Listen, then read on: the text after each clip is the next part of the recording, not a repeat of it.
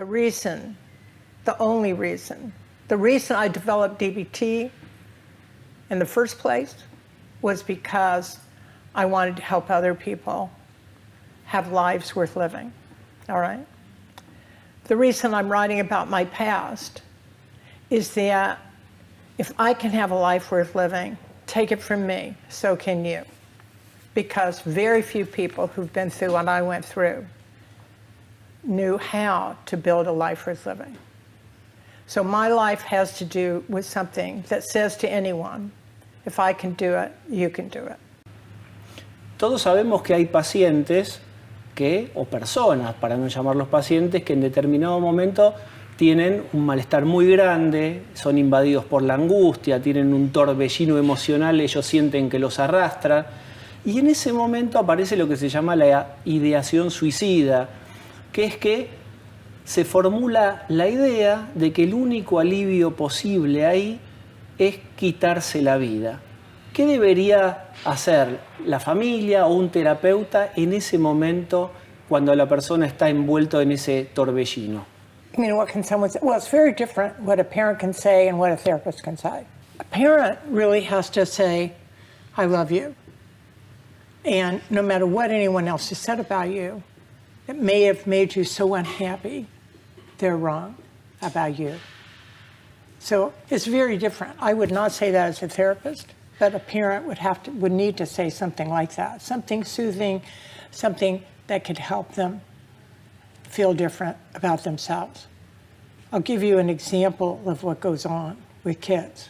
We just finished a really large study with DBT with adolescents.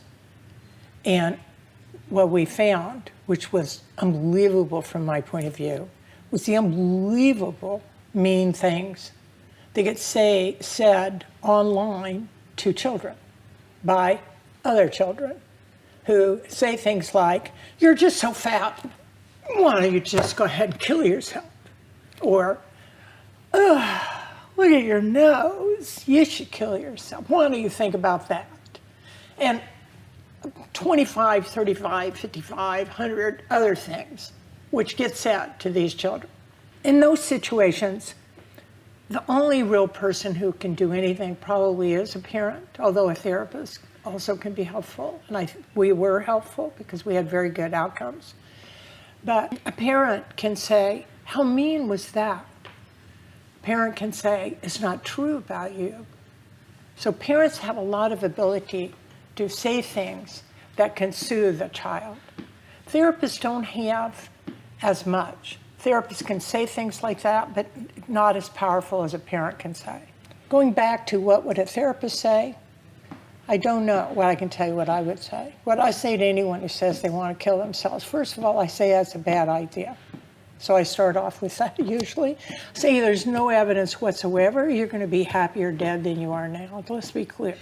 You think you're going to be happier, but there's no data whatsoever for that particular point of view. So I think it's not a particularly great idea. So then I usually then move to, what is it in your life that's making life feel like it's not worth living? Let's figure that out. What's not making your life feel as if it's worth living? Because I feel sure if we could figure that out, we can figure out a way to make life experienced as worth living. And in general, for a therapist, that is the text, that is what a therapist has to do, is figure out a way to help a client experience life as worth living. People do not kill themselves who think life is worth living. They don't do it. And so that's really what you have to be able to be reasonably good at, is helping a client develop a life that they experience as worth living.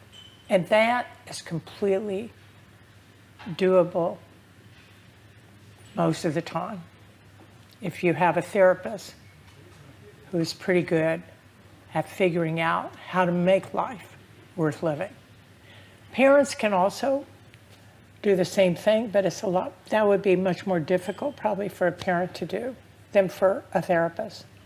So parents have to simply provide extreme loving understanding and suggest to the person that there is a life that can be worth living, and they can help the child with it. For a therapist to say to anyone who's talking about suicide, you have to point out to them that there's no evidence that they'll feel better, but almost always there's a lot of evidence that they're going to hurt a lot of other people.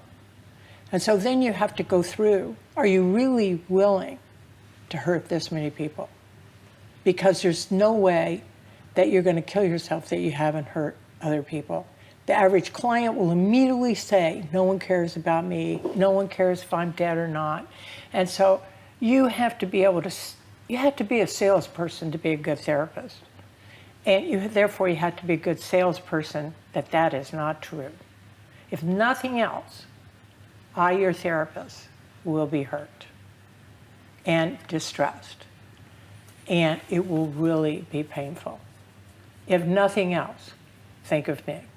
But in general, you've got to sell them on the idea of people that they love are going to be hurt. After you say all of that, you then have to say, let's give it a try. Let's see if we can make your life feel as if it's worth living. Why don't we take a try at that? You can always kill yourself later, but you can't unkill yourself if you do it. So let's try first building a life worth living and see how that goes.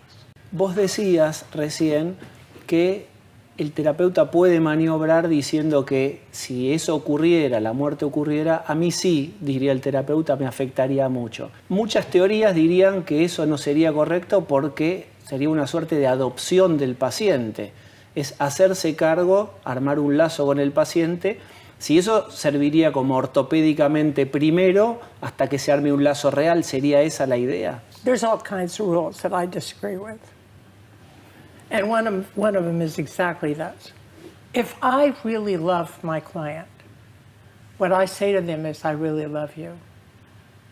So it'll be very painful to me if you go ahead and kill yourself, because I know that you also love me. My clients usually do.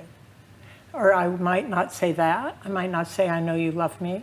But what I would say is, it'll be, I care about you so much that it'll really be painful if you do. So I can't imagine not saying that, because it would sound like I don't care if they kill themselves or not. That I personally don't care. Their parents care, everybody else cares, but I don't care.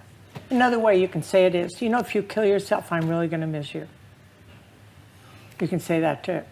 A menudo, las familias de las personas que tienen ideación suicida creen que, o que se cortan, o hacen intentos autolíticos, que esto es un juego manipulatorio porque estas personas o estos pacientes no quieren progresar, verdaderamente no quieren cambiar, o simplemente arman un juego donde simulan que se van a lastimar o efectivamente se lastiman para hacer un manejo familiar. ¿Qué se podría decir de eso? My opinion of the average client is that they're rarely doing anything like that. In general, parents may think that way, but I haven't met clients who have tried to kill themselves to harm their family. They may threaten to do that, to get their parents to do something different. I can imagine a client saying, if you don't do this, I might kill myself. Okay, I can imagine that. But I can't think of any client I've ever had who actually would do that in order to hurt their parents. I never experienced that. So some clients might threaten to try to get what they want. I wouldn't put it past some clients, but that's not very common. If I had a client who said that, I don't think the helpful thing to do would be to say, you're just trying to hurt me.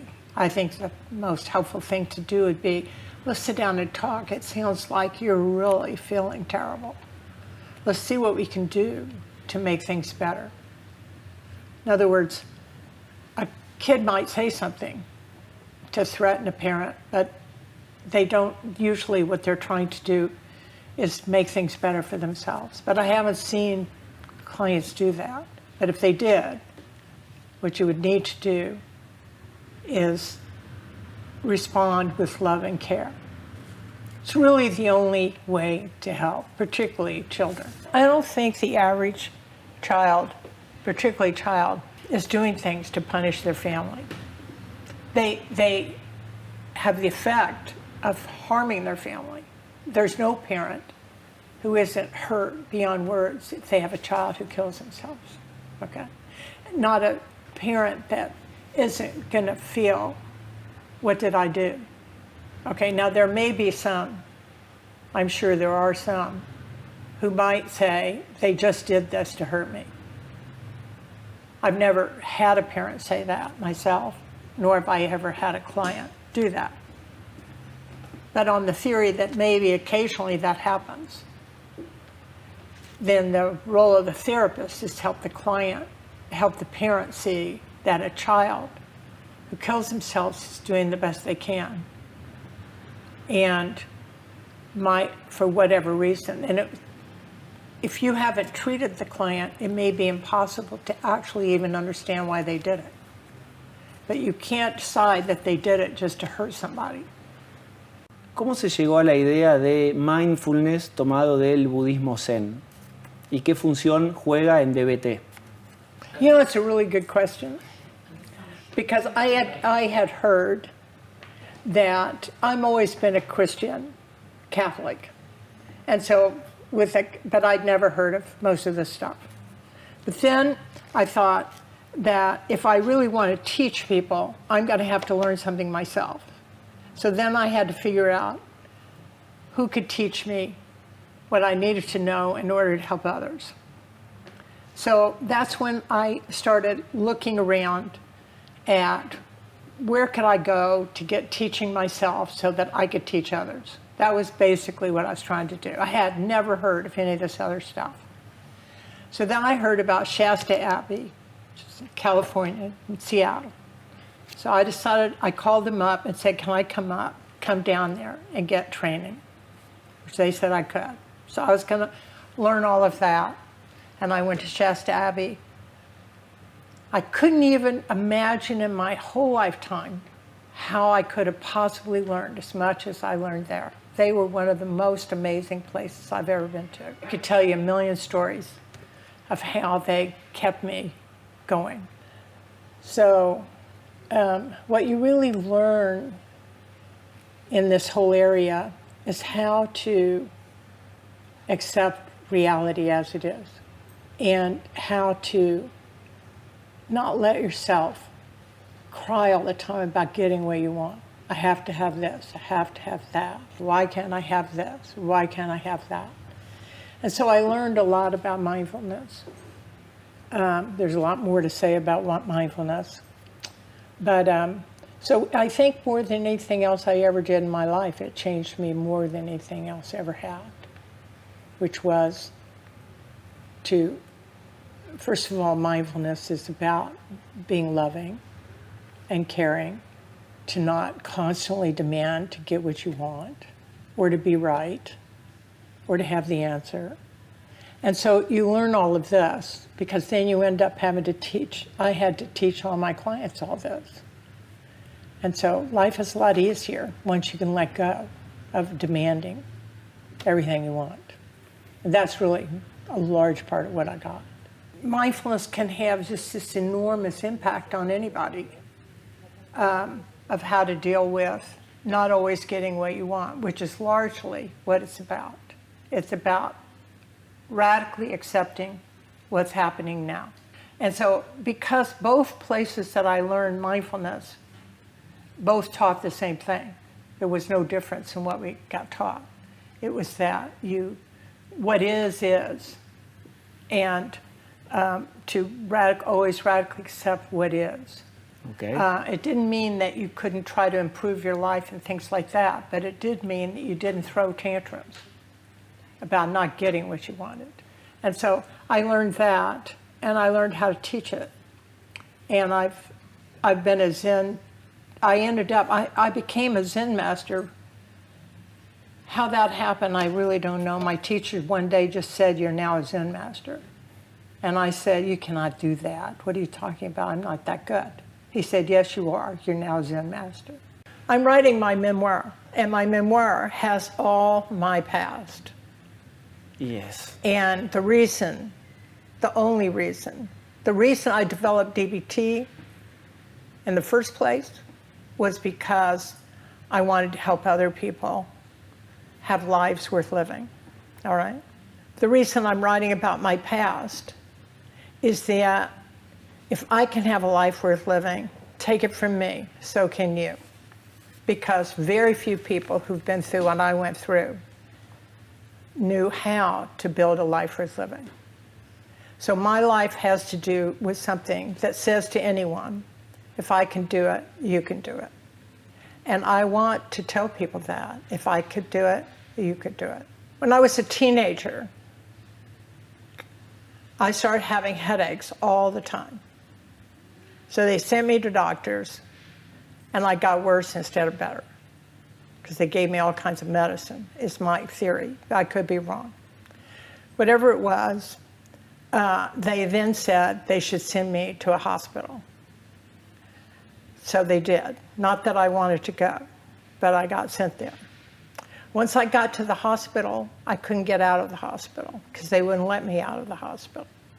And I completely lost my mind there, more or less.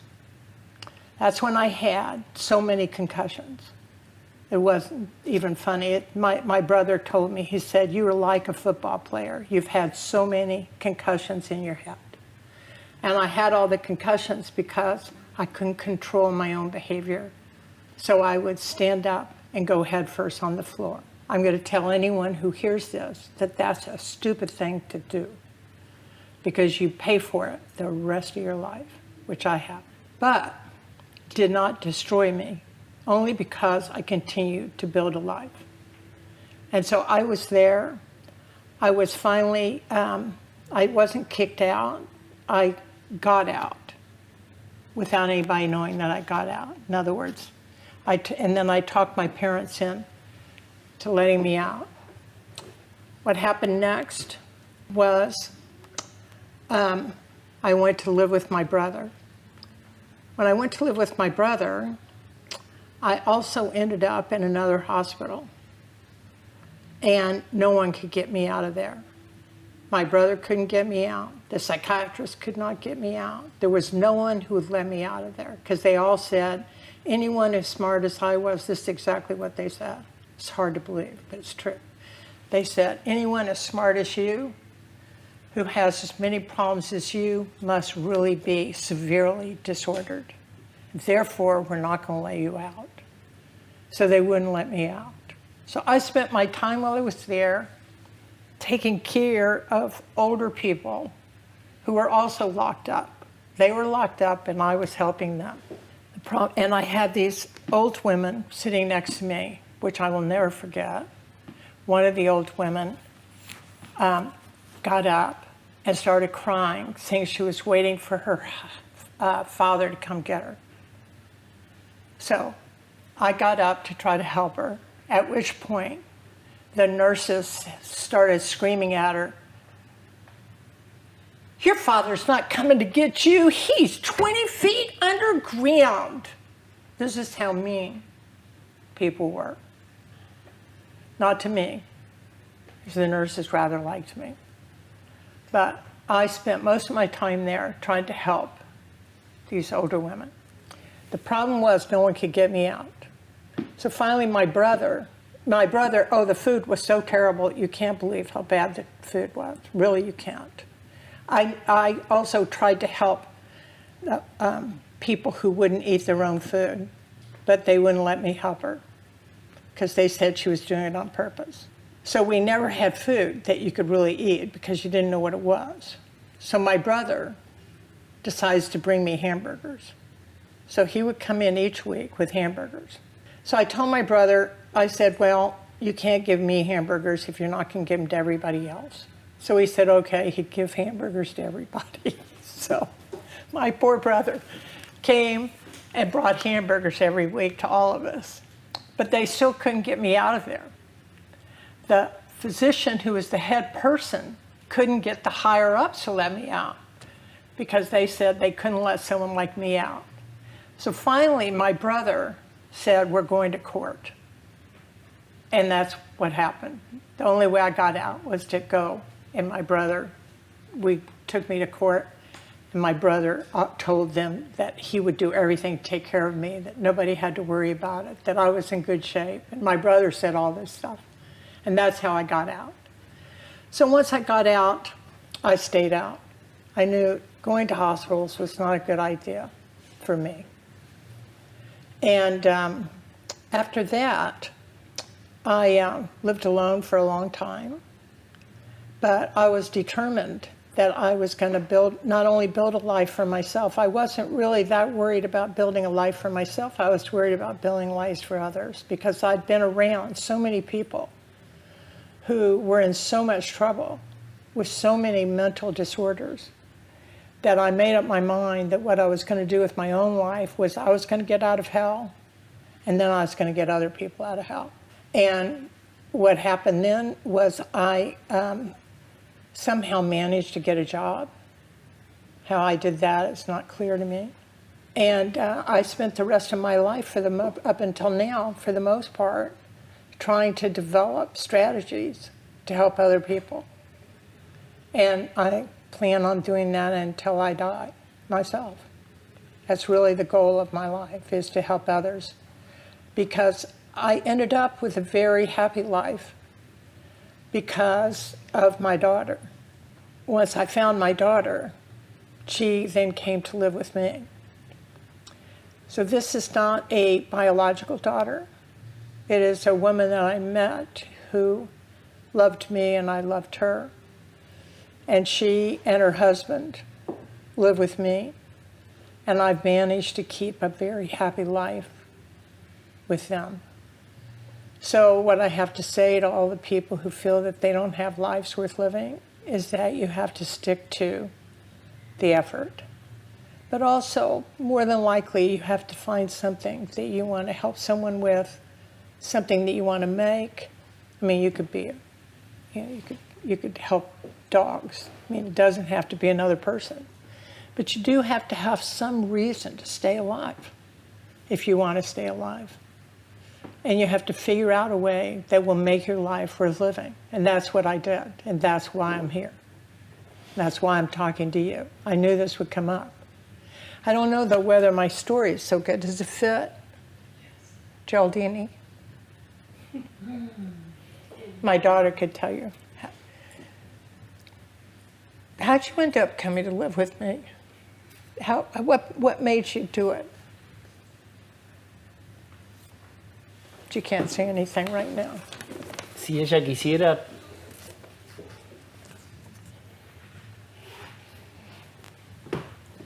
Es muy lindo, Marsha, lo que estás diciéndole a tu hija y el mensaje que estás dando. Quiero contar que acá están todos bastante emocionados.